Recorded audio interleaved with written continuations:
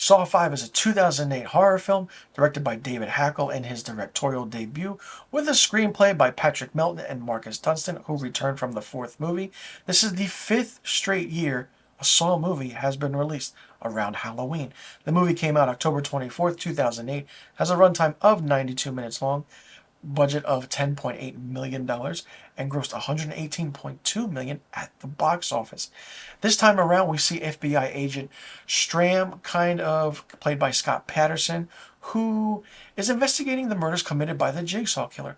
But as he is going deeper and deeper into the case, he sees that these murders are part of a bigger and bigger plot. Meanwhile, Jigsaw's accomplice, Detective Hoffman, has been promoted to lieutenant and is tasked with leading the investigation, so to speak, into the Jigsaw murders. However, as FBI Agent Stram, gets closer to the truth about he finds out, he becomes the target of Jigsaw's traps. All the while, the aspect is the FBI versus the cops. That's all it is. How Stram can outsmart Hoffman, how our Hoffman can outsmart Stram. Tobin Bell, once again, who is dead in the character of Jigsaw and John, returns. Yes, returns again. Not only that, Donnie Wahlberg returns as Eric Matthews. Danny Glover is back as David Tapp. Shawnee Smith returns as Amanda, and Betsy Russell plays Jill. This is not the best one in the franchise, and for being the fifth film and how the marketing was and the posters were, especially with the poster of Jigsaw's face on top of another body wearing a mask, you're like, how is that possible? What can happen? Well, if you see the movie, you understand what's happening.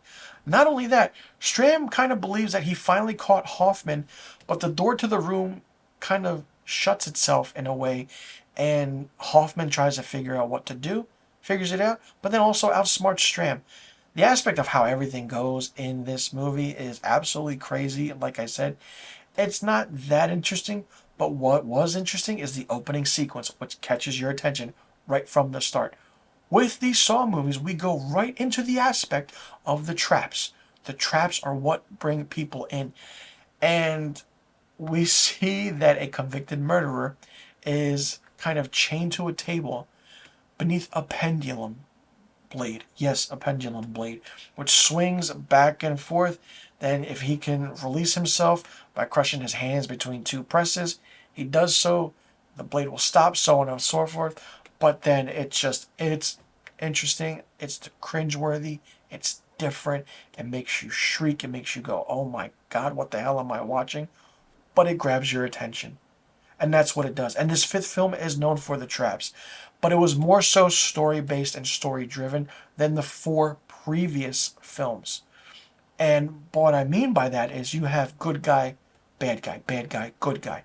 Agent versus detective, FBI versus the cops, a lieutenant, what can happen, what can go on. It's a cat and mouse game. Who's going to outwit and who's going to outdo one another when Jigsaw is not even around?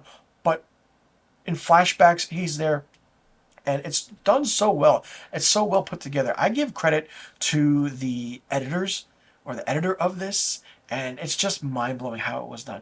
Not my favorite in the franchise, but it's really good, and it's just the whole cat and mouse game, which really brings you in. For me, Saw 5 gets 3.5 out of 5 stars. Let me know in the comment section below what you thought about Saw 5. Did you like it? Did you not like it? What did you think of it? What do you think about the aspect of the story? Did you like that it was kind of FBI agent Stram versus Hoffman? Did you like that at all?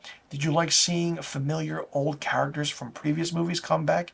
What did you think about the directing by David Hackle? Did you like that the story writers and the screenwriters were the same as the fourth movie?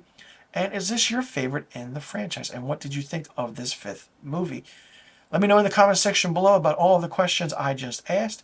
And be sure you click that subscribe button, hit that notification bell for new review videos on my channel. I will see you all in the next review video. I'm Mr. Filmstock, and thank you for tuning in.